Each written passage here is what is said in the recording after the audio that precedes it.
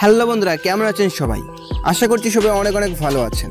বন্ধুরা, আপনারা ইউটিউবে তো অনেক এক্সপেরিমেন্টই দেখেছেন। তখন কি হবে যখন কোকাকোলা, মেন্টস এবং স্প্রাইটকে একসঙ্গে একটি কাচের পাত্রে মিলিয়ে দেওয়া হবে। আবার তখন কি হবে যখন কোনো লিপস্টিকের উপর কোনো গরম ধাতব বলকে রাখা হবে। আবার 2 ডজন কলগেটকে একসঙ্গে শ্রেডিং মেশিনে দিয়ে দিলে শেষ পরিণতি কি হতে পারে।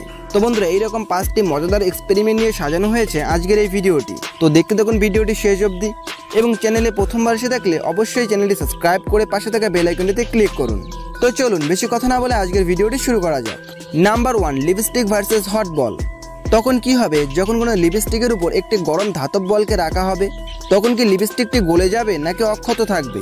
যখন এক্সপেরিমেন্টটি করার জন্য একটি সুন্দর দামি লিপস্টিকের উপর একটি ছোট গরম ধাতব বলকে রাখা হয়, তখন লিপস্টিকটি ঠিক বরফের মতো গলে চারিদিকে এভাবে বেরিয়ে যায়, যেটা তোমরা ভিডিও স্ক্রিনে দেখতে পাচ্ছ।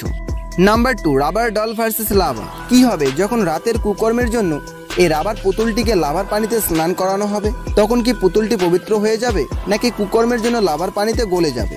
তো এই এক্সপেরিমেন্টটি করার জন্য প্রথমত একটি লাভা ভর্তি পাত্রকে মাটির নিচে বসিয়ে দেওয়া হয়।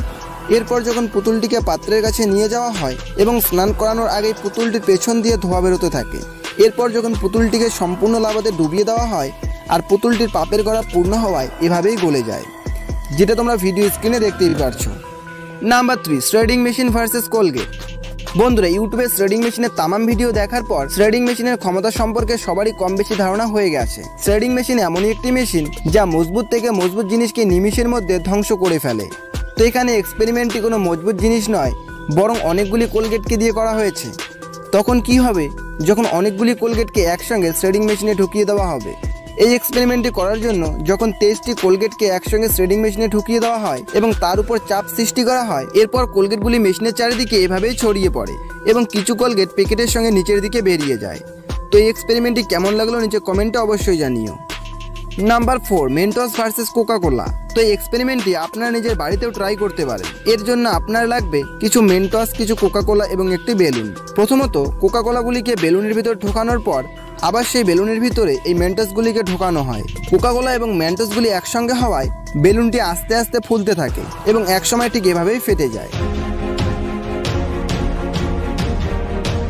Number 5, Coca Cola versus Mentos versus Sprite.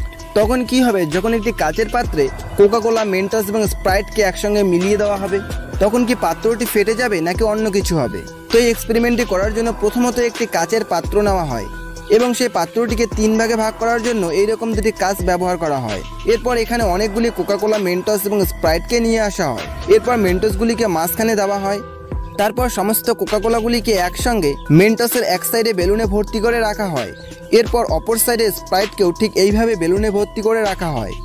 এরপর মাঝখানে কাচ দুটিকে তুলে দেওয়া হয় এবং 2টি কাঠি দিয়ে যখনই বেলুন দুটিকে ফাটিয়ে দেওয়া হয়, তখনই 3টির সংমিশ্রিত রূপ ঠিক এমনই হয়, যেটা তোমরা অবশ্যই দেখতে পাচ্ছ।